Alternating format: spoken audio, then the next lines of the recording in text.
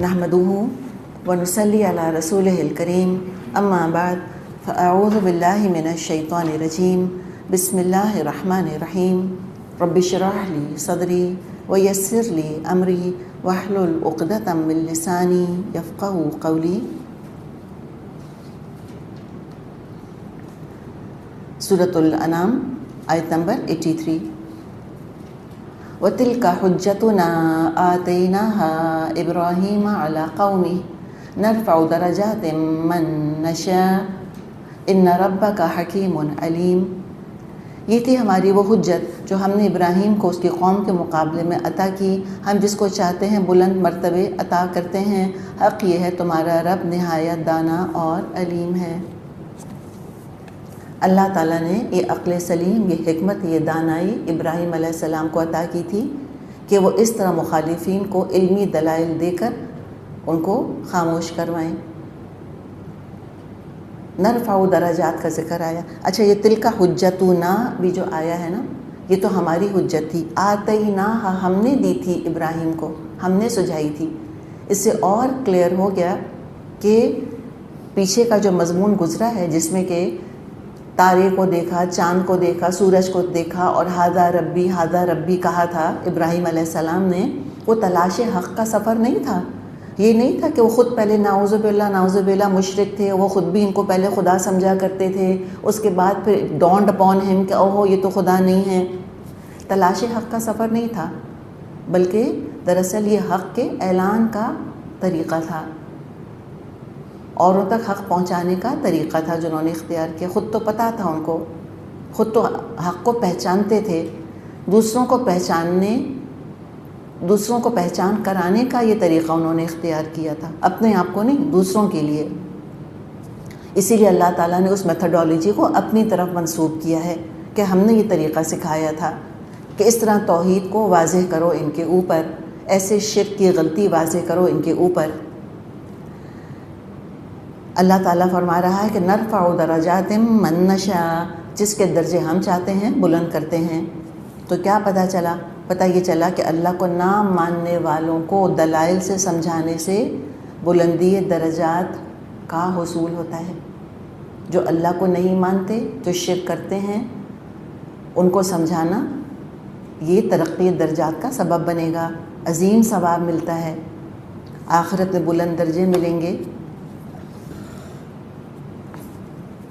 ہوتا یہ ہے کہ اس طرح دوسروں کو سمجھانے سے، چاہے دوسرے کنونس ہو یا نہ ہو، انسان کا اپنا ایمان پختہ ہو جاتا ہے، ایمان کے درجے بڑھتے ہیں، عمل صالح کی کوالٹی بہتر ہوتی ہے، اور اللہ کی نظر میں بلند ہوتے رہتے ہیں کہ یہ بندہ یہ میرا مقام سمجھانا چاہ رہا ہے، ہی is talking on my behalf.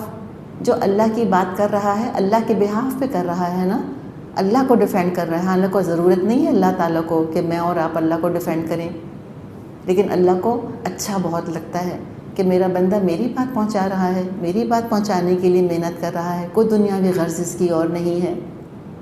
اتنی وفاداری ہے اس کی، اتنی دین کی غیرت ہے، اتنی فکر ہے اس کو میرے مقام کی اور میرے نام کی اور میرے کام کی، کہ اس طرح یہ اپنے آپ کو لگا کھپا رہا ہے کسی اور کے لیے۔ اللہ کرے میں اور آپ اس کیٹیگری میں آ جائیں، اللہ ہماری نیتوں کو خالص کرے۔ اور ترقی درجات، بلند درجے کس چیز سے ملتے ہیں؟ یہ جو اللہ تعالیٰ کے دو نام اتنے حسین آئے ہیں، حکیم اور علیم، تو حکمت اور علم یہ بھی انسان کے درجے بلند کرتے ہیں۔ اب آگے ہم دیکھ رہے ہیں کہ انبیاء کے بہت سارے نام آ رہے ہیں، اور ابراہیم علیہ السلام کا نام ملا کر اس جگہ 18 نام آئے ہیں انبیاء کے۔ خوبصورت ترین گلدستہ ہے یہ انبیاء کے ناموں کا۔ سورۃ النساء میں بھی ایسا ہی مقام آ چکا ہے، اور اسی سے ملتا جلتا یہاں بھی آیا۔ سمہاؤ سورۃ النساء اور سورۃ الانعام کا کوئی تعلق سا بنتا ہے۔ دونوں میں ہم نے پڑھا تھا نا کہ جہاں اللہ کے آیات کا مذاق اڑایا جا رہا ہو وہاں مت بیٹھو۔ سورۃ نساء میں بھی یہ آیا تھا اور سورہ انعام میں یہی آیا۔ وہاں بھی انبیاء کے ناموں کا ایک پورا گلدستہ، انبیاء کے ناموں کا ایک گلدستہ آیا تھا، اور یہاں بھی اسی طرح سے آ رہا ہے۔ تو یہ 18 انبیاء ہیں ابراہیم علیہ السلام کا نام ملا کر۔ فرمایا وَوَهَبْنَا لَهُ إِسْحَاقَ وَيَعْقُوبَ، ہم نے ابراہیم علیہ السلام کو اسحاق اور یعقوب جیسی اولاد دی، کلن ہدینا، ہر ایک کو راہ راست دکھائی، ونوحا ہدینا من قبل، اور نوح علیہ السلام کو اس سے پہلے ہم ہدایت دے چکے تھے، ومن ذریتہ داؤد وسلیمان وایوب ویوسف وموسیٰ وہارون، اور اسی کی نسل سے ہم نے داؤد، سلیمان، ایوب، یوسف، موسیٰ اور ہارون علیہم السلام کو ہدایت بخشی، وَكَذَلِكَ نَجْزِي الْمُحْسِنِينَ، اسی طرح ہم نیکوکاروں کو ان کی نیکی کا بدلہ دیا کرتے ہیں، وَزَكَرِيَّا وَيَحْيَا وَعِيسَىٰ وَإِلْيَاسَ كُلٌّ مِّنَ الصَّالِحِينَ، اسی کی اولاد میں سے زکریا، یحییٰ، عیسیٰ اور الیاس کو راہیاب کیا، ہر ایک ان میں سے صالح تھا، وَإِسْمَاعِيلَ وَالْيَسَعَ وَيُونُسَ وَلُوطًا وَكُلًّا فَضَّلْنَا عَلَى الْعَالَمِينَ، اسی کے خاندان سے اسماعیل، الیسع اور یونس اور لوط علیہ السلام کو راستہ دکھایا، اور ان میں سے ہر ایک کو ہم نے تمام دنیا والوں پر فضیلت عطا فرمائی۔ تو 3 آیتیں ہم نے اکٹھی پڑھ لی، اس لیے کہ ان سب میں انبیاء کے نام آ رہے ہیں۔ تو اتنے سارے نام گنوا دیے کہ توحید کے اتنے سارے پیغامبروں کے ہوتے ہوئے آخر لوگوں کے پاس شرک کرنے کی کیا ایکسکیوز ہے؟ اور یہ کوئی ایگزاسٹو لسٹ نہیں ہے، 1,24,000 کے نام نہیں گنوائے یہاں پر، ایک سیمپل کے طور پہ 18 نام جو کہ بڑے فیملیئر ہیں، جس سے کہ اہل کتاب بھی واقف تھے، ان کے نام گنوائے گئے۔ اچھا، اب علماء نے جو تفاسیر لکھی ہیں تو انہوں نے اس نقطے کو بھی ذہن میں رکھا ہے کہ اللہ تعالیٰ نے جو یہ نام یہاں بیان فرمائے ہیں، اس میں کیا ترتیب ہے، دراصل کس ترتیب سے یہ نام آئے ہیں۔ تو مختلف علماء نے مختلف آراء کا اظہار کیا ہے، اس لیے کہ دیکھیں اگر تو یہ ترتیب کرونالوجیکل آرڈر میں ہوتی، تاریخی ترتیب اگر ہوتی تو سمپل بات تھی، پہلے آدم علیہ السلام کا، پھر نوح علیہ السلام کا، پھر ابراہیم علیہ السلام کا ذکر، اس طرح سے ذکر آتا چلا جاتا۔ تو یہ کرونالوجیکل نہیں ہے، یا تو پھر یہ ہے کہ درجات کی فضیلت کے حساب سے نام آئے ہیں، لیکن درجات کی فضیلت کے حساب سے بھی نام نہیں آئے۔ درجوں میں سب سے اعلیٰ، سب سے افضل 5 رسول آتے ہیں، جن کو اولو العزم من الرسل کہا جاتا ہے۔ وہ بھی 5 نام بعض دفعہ اکٹھے ہمیں ملتے ہیں کسی مقام پہ، اور وہ اولو العزم من الرسل کون ہیں؟ ابراہیم علیہ السلام،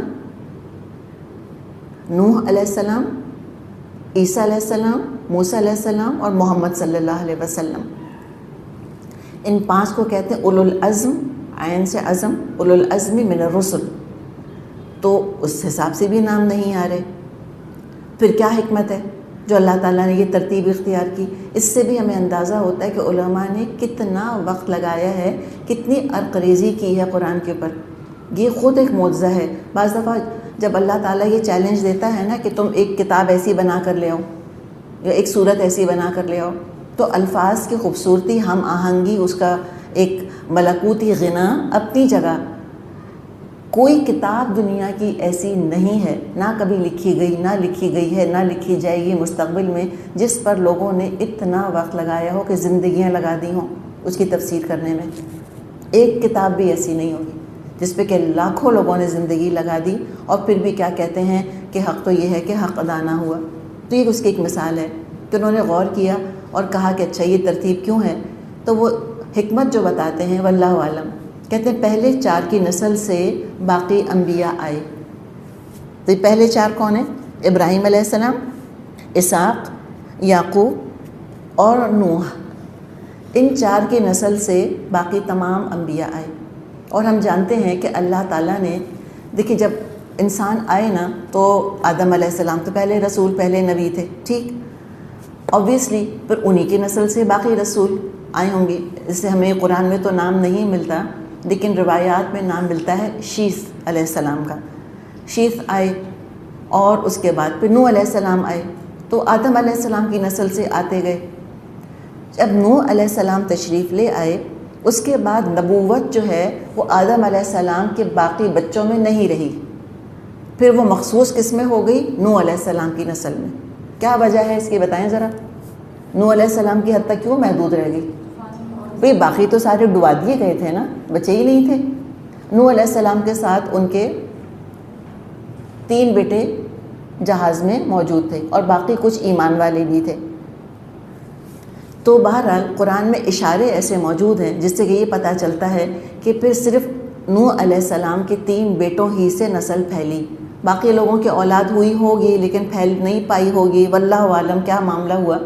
اشارہ یہ ملتا ہے کہ حام، سام، یافس، یہ 3 بیٹوں کے نام آتے ہیں۔ تو اس سے سیمیٹک ریسز جن کو کہا جاتا ہے نا، یہ سام کی اولاد ہیں، حام، سام، یافس۔ تو یہ سیمیٹک ریسز ہیں، یہ سام کی اولاد سے ہیں، جن سے کہ جوز بھی ہیں، ایرز بھی ہیں، یہ سب سامیون نسل ہیں۔ تو پھر کہتے ہیں کہ انہی سے سارے انبیاء آتے رہے۔ اچھا، پھر نوح علیہ السلام کے جو 3 بیٹے ہیں حام، سام اور یافس، ان کی نسل میں آتے ہوں گے رسول، ہر جگہ پھیلے ہوں گے۔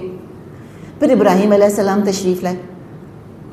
جب ابراہیم علیہ السلام تشریف لائے تو پھر اللہ تعالیٰ نے نبوت کو مخصوص کر دیا ابراہیم علیہ السلام کی نسل میں۔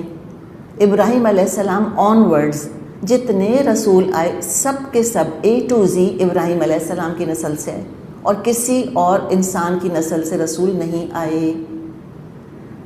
تو اس وجہ سے ان 4 ناموں کو ہو سکتا ہے پہلے رکھا ہو۔ اچھا، پھر کیا نام آتا ہے؟ داؤد اور سلیمان کا نام آیا۔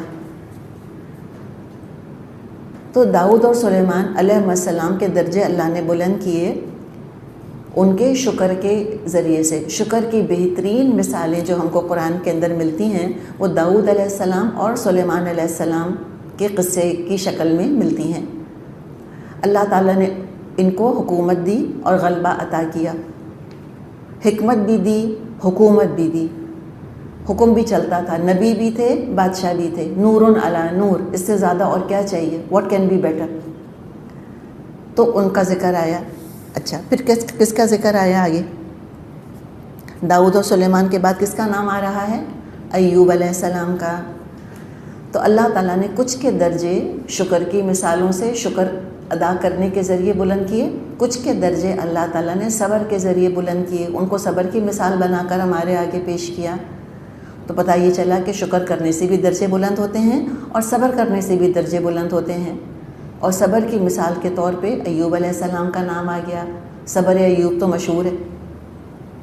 اچھا، پھر کس کا نام ہے؟ اگلا نام کیا؟ یوسف علیہ السلام۔ بہت دلچسپ حالات، بڑی دلچسپ شخصیت۔ ان کے لیے کیا کہیں گے ہم؟ صبر کی مثال ہے کہ شکر کی؟ دونوں کی، جی ہاں۔ اتنی خوشی ہوتی ہے جب آپ لوگ صحیح جواب دیتے ہیں، وہ ساری گرامر کی کوف دور ہو جاتی ہے۔ یوسف علیہ السلام پر شروع میں مشکلات آئیں، صبر کیا، اس کے بعد حکومت ملی، شکر کیا، تو دونوں کیفیات جمع ہو گئی ہیں ان کے اندر۔ اچھا، پھر ذکر کس کا آیا؟ موسیٰ اور ہارون علیہ السلام کا۔ اچھا، عظیم الشان سلطنت جس کا ذکر قرآن نے بار بار کیا ہے، عظیم الشان سلطنت جو شرک کی بنیاد پر قائم تھی، کس کی تھی؟ فرعون کی تھی۔ موسیٰ اور ہارون علیہ السلام کے ذریعے سے اللہ تعالیٰ نے اس شرک کا زور توڑا۔ سب سے زیادہ معجزے بھی موسیٰ علیہ السلام کو دیے گئے، 9 تھے تعداد میں، تو ان کا ذکر آیا، موسیٰ اور ہارون کا۔ اچھا، آگے ذکر کس کا آ رہا ہے؟ زکریا، یحییٰ، عیسیٰ اور الیاس، ان کا ذکر آ رہا ہے۔ یہ کون ہیں؟ انبیاء میں ہم نے دیکھا کہ بادشاہ بھی رہے، مال اور دولت اور حکومت اور سطوت اور سلطنت سب کچھ ان کو ملی۔ کچھ ایسے بھی مثالیں اللہ تعالیٰ نے، کچھ ایسی بھی مثالیں اللہ تعالیٰ نے انبیاء کے ذریعے قائم کی ہیں کہ جن کے ذریعے ہمیں پتہ چلتا ہے کہ یہ بالکل زہد کے، یعنی کہ زہد کے درجے پر زندگی گزاری، انہوں نے دنیا سے بے رغبت ہی رہے، اس کے ذریعے اللہ نے ان کے درجے بلند کیے۔ دنیا سے کچھ بھی نہیں لیا، اپنے نفس پر پورا قابو رکھنے والے۔ یہ کون تھے؟ زکریا اور یحییٰ اور عیسیٰ، اور یحییٰ کے لیے تو آتا ہے نا حسوراً، حسور تھے وہ، عورتوں کی طرف انہوں نے نظر اٹھا کے بھی نہیں دیکھا۔ اس کا مطلب یہ نہیں کہ خواہش نہیں تھی، اتنا نفس پر قابو تھا کہ انہوں نے عورتوں سے کبھی بھی تعلق قائم نہیں کیا۔ ایسی بھی مثالیں ہیں، لیکن کوئی یہ نہ سمجھے کہ پھر یہ مثالیں ہمارے لیے بیان کی جا رہی ہیں۔ نہیں، وہ اس زمانے کے لوگوں کے لیے تھیں، ہمارے لیے کس کی مثال ہے؟ ہمارا اسوہ کون ہے، نمونہ کون ہے؟ نبی اکرم صلی اللہ علیہ وسلم۔ تو دیکھیں یہ جو یحییٰ علیہ السلام کا ذکر آتا ہے، انہوں نے کبھی شادی نہیں کی تھی۔ عیسیٰ علیہ السلام کے لیے بھی ہمیں کوئی روایت ملتی نہیں کہ انہوں نے شادی بیاہ کیا تھا یا گھر بسایا تھا، گھر گرہستی کری تھی۔ زکریا علیہ السلام نے شادی کی تھی، ظاہر ہے۔ زکریا کے بیٹے کون تھے؟ یحییٰ، اللہ کے رسول تھے زکریا علیہ السلام، نبی تھے۔ انہوں نے تو یعنی کہ دیکھ بھال کری تھی، کفیل یہی بنے تھے نا مریم علیہ السلام کے۔ تو یعنی کہ شادی شدہ بھی تھے، لیکن اس کے باوجود بہت زاہد تھے۔ اچھا، یہ زکریا، یحییٰ، عیسیٰ، یہ آگے پیچھے بنی اسرائیل میں موجود تھے کہ بنی اسرائیل حد درجے دنیا پرست قوم بن چکی تھی۔ تو اس ایکسٹریم کو کیٹر کرنے کے لیے اللہ تعالیٰ نے جو رسول بھیجے وہ دوسرے ایکسٹریم پر تھے۔ تو اس سے ایک ایکسکیوز ہم کو بہرحال مل سکتی ہے کہ اگر رہبانیت کا تصور عیسائیوں میں پایا جاتا ہے تو اس کی بہرحال کچھ نہ کچھ بنیاد تو ہے، دیر از اے سرٹن جسٹیفیکیشن، اس لیے کہ ان کے جو رسول تھے یحییٰ علیہ السلام، ان کے جو رسول تھے عیسیٰ علیہ السلام، ان کا طریقہ یہی تھا، نہ شادی، نہ بیاہ، نہ گھر گرہستی، نہ بال بچے، نہ کچھ، نہ کمانا، نہ کچھ کرنا۔ لیکن ایک وہ مثال قائم کی ان کو اعتدال میں لانے کے لیے، حد درجے دنیا پرستی سے نکال کے ان کو ذرا بیچ میں لانا ہے، حد درجے دنیا سے بے رغبتی کی مثالیں قائم کی گئیں رسولوں کے ذریعے سے۔ لیکن اس سے ہوا یہ کہ آبویسلی وہ جو طریقہ تھا ان انبیاء کا، اس میں ایک گیپ رہ گیا، ویکیوم رہ گیا۔ کیا ویکیوم تھا؟ کہ بھئی گھریلو زندگی کیسی ہونی چاہیے، پھر بیوی کے ساتھ سلوک کیسا کرنا چاہیے۔ تو تبھی تو پھر قرآن مہیمن ہے نا، تبھی تو پھر اسلام مکمل ہوا ہے، اب تک مکمل نہیں ہوا تھا۔ ہر نبی کی زندگی اس طرح مکمل نہیں تھی جس طرح کے نبی اکرم صلی اللہ علیہ وسلم کی بھرپور زندگی تھی۔ تو لہٰذا کسی بھی اور نبی کو اسوہ اور نمونہ نہیں بنایا جا سکتا سوائے نبی اکرم صلی اللہ علیہ وسلم کے۔ شادی شدہ عیسائیوں کو بھی نبی اکرم صلی اللہ علیہ وسلم کی طرف ہی دیکھنا ہوگا کہ میاں بیوی کو کیسے زندگی گزارنی چاہیے۔ اپنے نبی کی طرف، اپنے رسول کی طرف دیکھیں گے تو وہاں ہدایت نہیں ہے، انہوں نے نہیں کی تھی شادی۔ تو بہرحال یہ مثالیں ہمارے سامنے ہیں زکریا، یحییٰ، عیسیٰ اور الیاس علیہ السلام کی، جن میں ایک زہد ہے، بے رغبتی ہے، نفس پر پورا قابو ہے۔ اچھا، پھر آگے کس کی مثال ہے؟ کچھ اور آگے مثالیں ہم کو مل رہی ہیں۔ اسماعیل اور یسع اور یونس اور لوط علیہ السلام کا ذکر آیا ہے۔ ان کے بارے میں انبیاء کہتے ہیں کہ کچھ انبیاء، ان کے بارے میں علماء کہتے ہیں کہ کچھ انبیاء ایسے گزرے ہیں کہ جن کی امتوں کا ہمیں کوئی ذکر ایز سچ نہیں ملتا۔ جیسے قرآن کہتا ہے نا قوم نوح، قرآن کہتا ہے مختلف قوموں کا ذکر کر کے کہ یہ قومیں تھیں۔ کچھ قومیں ایسی تھیں کہ جن کا کوئی ذکر نہیں ملتا، ان کی طرف کوئی قوم منسوب نہیں ہے۔ جیسے کہ الیسع کا نام آیا، کوئی قوم ان کی طرف منسوب نہیں ہے۔ کوئی قوم اسماعیل کا ہم کو ذکر نہیں ملتا۔ اچھا، ان دونوں کا تو ذکر نہیں ہے۔ اچھا، قوم یونس اور قوم لوط کا ذکر ملتا ہے، لیکن یہ کہاں گئیں؟ یہ ایکسٹنکٹ ہو گئیں، ختم ہو گئیں، کوئی ان کا ہمیں ذکر نہیں ملتا، تاریخ ان کے بارے میں خاموش ہے۔ قوم لوط تو نیست و نابود کر دی گئی، ہم جانتے ہیں، ان پر تو ایسا عذاب آیا جس نے کہ جڑ کاٹ دی تھی ان کی۔ اور یونس علیہ السلام کی قوم کو مہلت تو ضرور دی گئی تھی، اس کے بعد کیا معاملہ ہوا ہمیں نہیں معلوم۔ تو صرف ایک علمی دلچسپی کی باتیں ہیں، لیکن صرف یہ بتانا مقصد ہے کہ قرآن پہ کس کس پہلو سے غور و فکر کیا گیا ہے، اس کا ہمیں اندازہ ہوتا ہے۔ وَمِنْ آبَائِهِمْ وَذُرِّيَّاتِهِمْ وَإِخْوَانِهِمْ وَاجْتَبَيْنَاهُمْ وَهَدَيْنَاهُمْ إِلَىٰ صِرَاطٍ مُسْتَقِيمٍ، اور ان کے آبا و اجداد اور ان کی اولاد اور ان کے بھائی بندوں میں سے بہتوں کو ہم نے نوازا، انہیں اپنی خدمت کے لیے چن لیا اور سیدھے راستے کی طرف ان کی رہنمائی کی۔ صراط مستقیم پر چلنے والے بہت رہے۔ شیطان تو ہمیں یہ بتاتا ہے نا کہ وہ تو کوئی آٹے میں نمک کے برابر ہوں گے، پتہ ہی نہیں کون چلا سیدھے راستے پہ، بلکہ شیطان تو یہ کہتا ہے کوئی چلا ہی نہیں سیدھے راستے پر۔ تو ایسی بات نہیں ہے، کوئی ناممکن، امپاسبل، امپریکٹیکل راستہ نہیں ہے، پریکٹیکل ہے، سمپل ہے، بہت لوگ چلے ہیں، تم بھی چل سکتے ہو، کوئی مشکل نہیں ہے اس کے اندر۔ واضح شاہراہ ہے، کوئی ان نون ان ریکگنائز، کوئی لاسٹ راستہ نہیں ہے. وہ نہیں ہے جو پیچھے مثال ہم نے دیکھی تھی کہ کوئی صحرا کے اندر ٹریولر گم ہو گیا. ایسی نہیں ہے صراط مستقیم کہ نام و نشان مٹ گئے ہیں، اس کے پتہ ہی کچھ نہیں کہ کیا طریقہ تھا. بالکل واضح ہے، سب کو پتہ ہے کہاں سے ہدایت ملے گی، کس کو ہدایت کہتے ہیں. بہت سو کو اللہ نے ہدایت دی، اور ان میں سے ہدایت یافتہ لوگوں میں سے کچھ کو اللہ تعالیٰ نے نبوت کے لیے چن لیا. بڑے درجوں والے، بڑے اعلیٰ مقام والے لوگ تھے. تو اصطفیٰ اور اجتبا ملتے جلتے لفظ ہیں. مصطفیٰ، مجتبا دونوں لفظ استعمال کیے جاتے ہیں. بہت معمولی سا فرق ہے دونوں کے اندر، اصطفیٰ کے اندر اور اجتبا کے اندر. اصطفیٰ کا مطلب ہوتا ہے چوز کر لینا. اصطفیٰ کہ ایک جیسی کوالٹی کی بہت ساری چیزیں ہیں، ہم نے اپنے حساب سے کسی ایک کو لے لیا، ٹھیک ہے نا، چوز کر لیا. اجتبا کا مطلب ہوتا ہے سلیکٹ کرنا. سلیکٹ کس کے لیے کیا جاتا ہے؟ کسی ذمہ داری کے لیے، کوئی خاص صلاحیتیں دیکھ کر ان کو سلیکٹ کیا جاتا ہے. ہم کہتے ہیں فلاں کا سلیکشن ہو گیا اس جاب کے لیے، یعنی کہ اس کی صلاحیتیں اس نوکری کے لیے نہایت مناسب تھیں، اس کا سی وی بالکل صحیح تھا. تو اللہ تعالیٰ نے سلیکٹ کیا ہے کچھ کو خاص اپنے کام کے لیے، ان کے اندر وہ صلاحیتیں تھیں، اور اللہ نے پھر لوگوں کی ہدایت کا انتظام کر دیا. ذَلِكَ هُدَى اللَّهِ يَهْدِي بِهِ مَن يَشَاءُ مِنْ عِبَادِهِ، یہ اللہ کی ہدایت ہے جس کے ساتھ اپنے بندوں میں سے جس کو چاہتا ہے اس کی رہنمائی فرماتا ہے. وَلَوْ أَشْرَكُوا، اگر وہ شرک کرتے، لَحَبِطَ عَنْهُم مَّا كَانُوا يَعْمَلُونَ، تو جو کچھ انہوں نے کیا تھا وہ سارے کا سارا حبط ہو کے رہ جاتا، سب کا سب غارت ہو جاتا.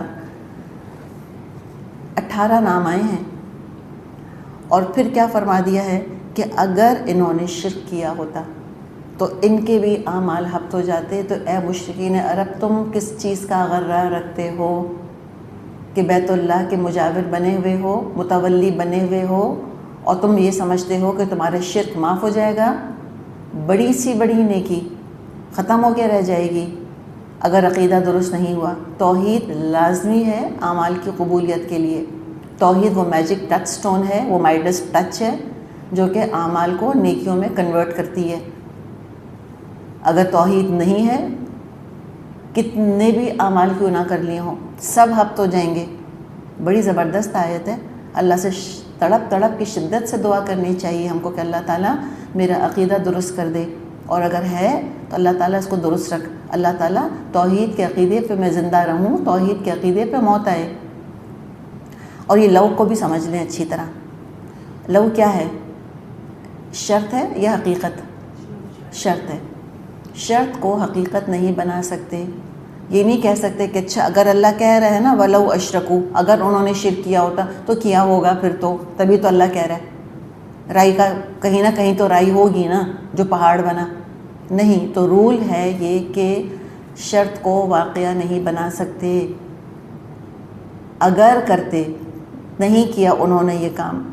اب یہ اہل کتاب جانیں اور ان کا حساب جانیں جو انہوں نے انبیاء کے سر پر شرک کا الزام رکھ دیا، خاص طور پہ سلیمان علیہ السلام کے سر کے اوپر، نعوذ باللہ، کہ انہوں نے مشرک عورتوں سے نکاح کر لیے تھے سلیمان علیہ السلام نے، اور خود بھی وہ پھر مشرک بیویوں کے ٹریک پر آ گئے تھے، اور وہ بھی شرک کرنے لگ گئے تھے، اور وہ بھی بتوں کو پوجنے لگ گئے تھے، بال کی پرستش کرنے لگ گئے تھے، نعوذ باللہ. اب وہ جو یہ الزامات لگا رہے ہیں انبیاء کے سروں پر، وہ خود جواب دیں گے. تو ہمارے لیے کیا رول ہے کہ نہیں، ہم شرک کو واقعہ نہیں بنا سکتے. کسی رسول، کسی نبی نے کبھی شرک نہیں کیا، کوئی شرک کا شائبہ بھی نہ گزرا. شرک تو بہت بڑی بات ہے. گناہ بھی نہیں کیا انہوں نے. گناہ کے قریب جا رہے ہوتے تھے تو اس کو اللہ نے خطا کہا ہے کہ خیال آیا، ہلکا سا ناگواری کا اثر چہرے پر آنے کو خطا کہا. عبس وتولی، یہ ہوتا ہے انبیاء کا معاملہ، ایسے معصوم ہوتے ہیں. تو عصمت انبیاء کا معاملہ بہت امپورٹنٹ ہے، ہمارے عقیدے میں شامل ہے. عصمت انبیاء، عصمت مطلب عزت. ہم انبیاء کو معصوم مانتے ہیں. وہ بے قصور، بے خطا تھے. اللہ تعالیٰ کی طرف سے اسپیشل ان کو حفاظت حاصل تھی، اسپیشل پروٹیکشن حاصل تھی ان کو. عام انسانوں کی طرح نہیں تھے. امیجن کریں اگر انبیاء اس طرح سے ٹھوکریں کھاتے اور گناہ کرتے تو پھر عوام کہاں جاتے؟ کیا حال ہوتا ان کا؟ تو وہ تو گناہ کے پاس بھی جا رہے ہوتے تھے تو اللہ تعالیٰ کی طرف سے پروٹیکشن آ جاتی تھی. دے ور اسپیشلی پروٹیکٹیڈ پیپل. خاص ان کے ساتھ اللہ تعالیٰ کا معاملہ تھا, خاص چنے ہوئے لوگ تھے. کہا نا اجتبیناہم وہدیناہم. تو خود ہمیں سوچ لینا چاہیے کہ عام انسان نہیں تھے کہ نعوذ باللہ وہ عام انسانوں کی طرح گناہ کرتے پھرتے نا. اور بہت معمولی خطائیں ہوئی, چھوٹی چھوٹی بالکل, جو ہمارے لیے خطائیں بھی نہیں ہیں. کسی نے کہا ہے نا کہ حسنات الابرار سیئات المقربین. عام لوگوں کی نیکیاں مقربین کے گناہ ہوتے ہیں. ہم کہیں اچھا یہ کیا بات ہوئی, حسنات الابرار سیئات المقربین. مثال سے سمجھیں, میں اور آپ اگر ہم مثال کے طور پہ اگر رات کو اٹھ کے 2 نفل بھی پڑھ لیتے ہیں اور جیسے بھی پڑھتے ہیں, نیند میں جھومتے جھامتے انا اعطینہ پڑھی اور قل هو اللہ احد پڑھی اور غلب بستر کے اندر لیٹ گئے, ہماری نیکی ہے, سچی بات. الحمدللہ کوشش تو کی, ایفرٹ تو کیا, 2 نفل تو پڑھ لیے. کہ نبی اکرم صلی اللہ علیہ وسلم ایسی تہجد پڑھ سکتے تھے کہ نیند میں جھولتے ٹولتے اٹھتے, منہ پہ چھپکا مار کے وضو کرتے, جلدی جلدی قل هو اللہ احد اور انا اعطینہ پڑھتے اور واپس بستر میں لیٹ کے سو جاتے. یہ ان کی نیکی ہوتی. کیا کہا تھا ان سے, قم اللیل الا قلیلا نصفہ او انقص منہ قلیلا او زد علیہ ورتل القرآن ترتیلا. ایٹ لیسٹ 1/3 رات تو تہجد میں کھڑے رہنا ہے. سمجھ آئیے آپ کو, یہ اتنا فرق ہے. تو یہ عام انسان نہیں تھے. عبادت میں بھی ان کا معیار بہت بلند تھا. وہ جو میری اور آپ کی چھوٹی موٹی نیکیاں ہیں, چھوٹی موٹی عبادتیں ہیں, ان سے توقعات تھیں کہ اس سے زیادہ بڑھ کے نیکیاں کریں گے. اور جب توقعات بہت زیادہ تھیں تو پھر ان کو ایکسیپشنل پروٹیکشن بھی اللہ تعالیٰ کی طرف سے فراہم کی گئی تھی. اولئک الذین آتیناہم الکتاب والحکم والنبوہ. یہ وہ لوگ تھے جن کو ہم نے کتاب اور حکم اور نبوت عطا کی. اللہ تعالیٰ نے بہت کچھ ان کو عطا کیا. فَإِن يَكْفُرْ بِهَا هَؤُلَاءِ, اگر یہ اس کا انکار کرتے ہیں, ہؤلاء کا اشارہ مشرکین مکہ کی طرف ہے, فقد وکلنا بها قوما لیسوا بها بکافرین. تو کوئی بات نہیں, ہم نے کچھ اور لوگوں کو یہ نعمت سونپ دی ہے جو اس کے منکر نہیں ہیں. یعنی یہ اہل مکہ اگر قرآن کا اور احکامات کا اور نبوت کا انکار کرتے ہیں, نہیں مانتے تو نہ مانیں. اللہ ایسے لوگوں کو لے آئے گا جو اس کی قدر کریں گے, اس کا حق ادا کریں گے. اشارہ مہاجرین اور انصار کی طرف سے ہے کہ مشرکین مکہ محروم رہنا چاہتے ہیں, موسٹ ویلکم, رہیں محروم. کمی ہے اللہ کے پاس لوگوں کی, کوئی کمی نہیں اللہ کے پاس. کسی اور کو اٹھا دے گا اللہ تعالیٰ, اور اللہ نے اٹھا دیا انصار کو. مہاجرین نکل آئے اسی مکے کے لوگوں میں سے, اور بعد میں آنے والوں میں سے بھی جو تبلیغ دین کی ذمہ داری اٹھاتا ہے وہ اسی کیٹیگری میں آئے گا. اللہ کرے میں اور آپ اسی کیٹیگری میں ہوں جن کا اللہ تعالیٰ نے ذکر یہاں فرمایا ہے کہ اگر یہ لوگ انکار کرتے ہیں, جنرل کرتے ہیں تو کریں, اللہ کے پاس کمی نہیں. اللہ کچھ اور لوگ سلیکٹ کر لے گا, کچھ اور لوگ اللہ تعالیٰ پسند کر لے گا اور ان کو دین پھیلانے کی ذمہ داری دے گا. وہ کافر نہیں ہوں گے. اب نبی اکرم صلی اللہ علیہ وسلم سے خطاب ہے, اولئک الذین ھدی اللہ, یہ وہ لوگ ہیں جن کو اللہ نے ہدایت دی. فبہداہ مقتدی, بس اے نبی آپ ان کی ہدایت کی پیروی کیجیے. قل لا اسألکم علیہ اجرا ان ہوا الا ذکرا للعالمین, اور کہہ دیجئے میں اس کام پر تم سے کسی اجر کا طالب نہیں ہوں, یہ تو عام نصیحت ہے تمام جہان والوں کے لیے. یہ بھی بڑی امپورٹنٹ آیت ہے. سورہ نساء میں اس سے ملتا جلتا مضمون گزر چکا ہے کہ ایمان لاؤ اس کتاب پر جو تمہاری طرف نازل کی گئی ہے, اور ایمان لاؤ اس پر جو تم سے پہلے نازل کی گئی تھی. تو کیا کہا ہے آپ صلی اللہ علیہ وسلم سے کہ یہ ہدایت یافتہ لوگ ہیں اور آپ کو حکم دیا گیا فبہداہ مقتدی, ان کی ہدایت کی آپ پیروی کیجیے. تو یہ دلیل ہے کہ جن کاموں میں نیا حکم نہیں آیا ان میں آپ اور آپ کی امت اور آپ کی امت کے لیے یہ حکم ہے کہ پچھلے انبیاء کی شریعت پر عمل کریں. تو اس سے بہت بڑا عقدہ حل ہو جاتا ہے کہ فلاں حکم کہاں لکھا ہے قرآن میں, فلاں حکم کہاں لکھا ہے قرآن میں. تو خالی قرآن نہیں کھولیں, تورات کی اصل شریعت کو بھی دیکھیں, شریعت موسوی کو دیکھیں, وہاں پہ وہ حکم موجود ہے. اگر وہ ایبروگیٹ نہیں کیا قرآن نے یا ریپلیس نہیں کیا، اس کا مطلب ہے کہ وہ امپلیمنٹ ہوگا اپنی جگہ۔ خواتین سوال پوچھتی ہیں کہاں لکھا ہے قرآن میں کہ ہم سر کور کریں؟ ہاں، ایگزیکٹ یہ نہیں لکھا کہ اے مسلمان عورتوں تم اپنے سر ڈھانکو، ایگزیکٹ نہیں لکھا۔ کہاں لکھا ہے؟ تورات کی شریعت میں۔ جیو عورتیں وہ بھی بال کور کرتی ہیں، کرسچن عورتیں، ننس، اب تو ننس کی حد تک محدود کر دیا ہے نا، وہ بھی کور کرتی ہیں۔ جب مریم علیہ السلام کے مجسمے دیکھیں، ان کے چہرے پر، ان کے سر پہ چادر پڑی ہوئی ہے، کہاں سے آئی؟ کس حکم کے تحت؟ ان کے ہاں عورت کو اپنا سطر کور کرنا تھا۔ ہاں، اب یہ اور بات ہے کہ جو جوش خواتین ہیں انہوں نے بال تو کور کیے ہیں، طریقہ مختلف ہے ان کا، وہ وگ پہنتی ہیں۔ جو پریکٹسنگ جیوز ہیں، پریکٹسنگ جوش ویمن ہیں، وہ کپڑے سے بال کور نہیں کرتی ہیں، کچھ کپڑے سے بھی کرتی ہیں، اسکارف لیتی ہیں سر کے اوپر، اور کچھ جو میجورٹی اگر ہیں، اول تو میجورٹی پریکٹسنگ نہیں ہیں، تو جو پریکٹسنگ جیو ہیں وہ پھر وگ پہن لیتی ہیں، کہتی ہیں ہم نے بال اپنے کور کر لیے۔ تو لہٰذا جو احکامات منسوخ نہیں ہوئے وہ ہماری شریعت میں بھی اسی طرح سے عمل میں لائے جائیں گے جیسے کہ ان کی شریعت میں وہ عمل کے لیے دیے گئے تھے۔ یا یہ ہے کہ فَبِهُدَاهُ مُقْتَدِهْ سے ایک اور مطلب بھی ہے کہ جس طرح پچھلے انبیاء نے صبر شکر کا مظاہرہ کیا، اعلیٰ اخلاق، اللہ کی محبت کا مظاہرہ کیا، اسی طریقے پر تم بھی رہو۔ تو آپ صلی اللہ علیہ وسلم سے فرما دیا کہ ان انبیاء کے نمونے پر چلیے۔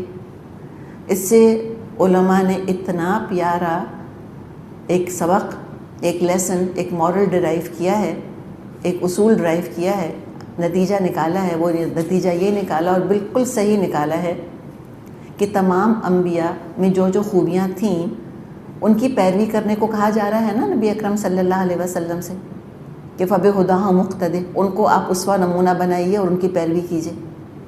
تو جس نبی، جس رسول میں جو اعلیٰ ترین خوبی، اعلیٰ ترین صلاحیت تھی، تو آپ صلی اللہ علیہ وسلم نے کیا کیا ہوگا؟ اللہ کا حکم مانا کہ نہیں مانا؟ اقتداء کیا، ان کا پیروی کی نا، تو پھر آپ کیا بن گئے؟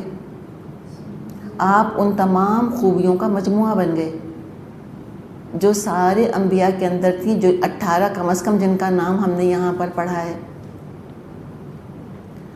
جو ان 18 کے اندر اعلیٰ ترین خوبیاں تھیں، وہ تمام کی تمام نبی اکرم صلی اللہ علیہ وسلم میں موجود تھیں۔ اور کسی اور کے لیے اللہ تعالیٰ نے یہ سرٹیفکیٹ نہیں دیا کہ اِنَّكَ لَعَلَىٰ خُلُقٍ عَظِيمٍ سوائے محمد صلی اللہ علیہ وسلم کے لیے۔ یقیناً اب تمام اعلیٰ ترین خوبیوں کا مجموعہ تھے۔ چلیں یہاں رکتے ہیں، بریک لیتے ہیں، پھر انشاءاللہ آگے چلیں گے۔